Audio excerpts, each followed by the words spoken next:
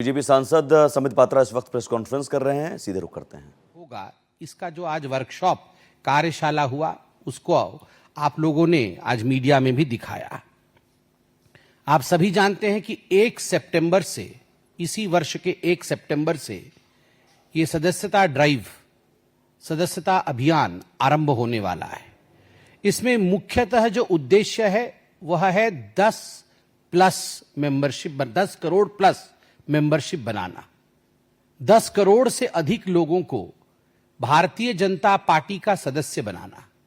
जो राज्य अभी चुनाव में जाने वाले हैं या चुनाव में जाने की घोषणा हो गई है, उन राज्यों की ये जो मेंबरशिप ड्राइव है यह बाद में होगा और तब इस संख्या में और इजाफा होगा।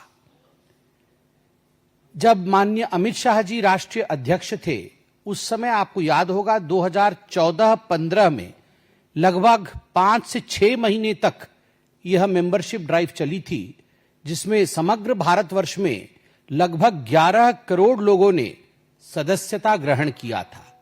ठीक उसी प्रकार 2019 में भी एक कालखंड के लिए सदस्यता अभियान चला था, जिसमें लगभग 7 करोड़ लोगों ने पुनः भारतीय जनता पार्टी का सदस्यता ग्रहण किया था।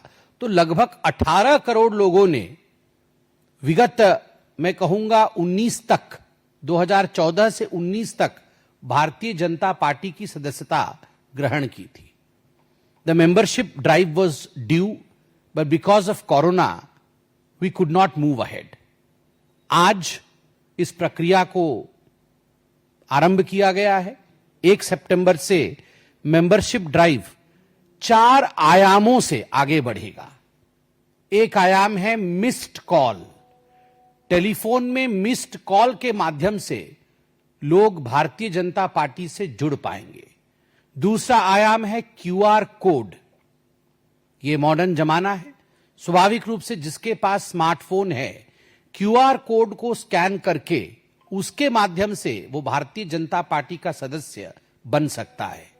नमो ऐप के माध्यम से भी सदस्यता ग्रहण किया जा सकता है और साथ ही साथ bjp.org अर्थात भारतीय जनता पार्टी के वेबसाइट के माध्यम से भी सदस्यता ग्रहण कर सकता है कोई भी व्यक्ति इस देश का। आप सभी जानते हैं कि मूल उद्देश्य विस्तार है।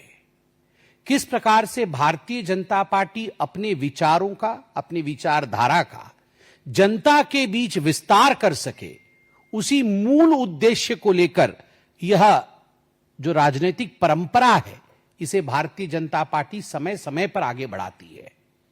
आज के भाषण में अमित शाह जी ने एक बहुत दिल को छूने वाली बात कही। उन्होंने कहा कि जब इस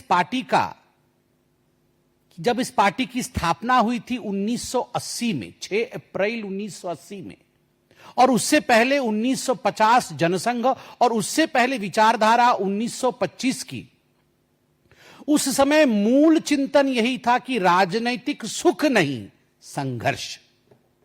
कभी राजनैतिक सुख के लिए हमारा कार्यकर्ता, हमारे नेता आगे नहीं बढ़ेंगे। हम संघर्षरत रहेंगे और मां भारती की वैभव के लिए हम निरंतर कार्यरत रहेंगे। वरना आप सोचिए, इतनी बड़ी पार्टी जिसके पास 11 से 18 करोड़ सदस्य है, क्या आवश्यकता है इतने बड़े अभियान की। आज हम पूरे विश्व के सबसे बड़े पॉलिटिकल पार्टी है, मगर फिर भी यह डेमोक्रेटिक प्रोसेस, फिर भी यह लोकतांत्रिक प्रक्रिया जो हमें 1500 दूसरे राजनीतिक दल है, भिन्न भिन्न 1500 दूसरे राजनीतिक दल है, उनसे पार्थक्य करके खड़ा करती है, उनसे अलग करके हमें खड़ा करती है। Because we are a living party, हम एक जीवंत पार्टी।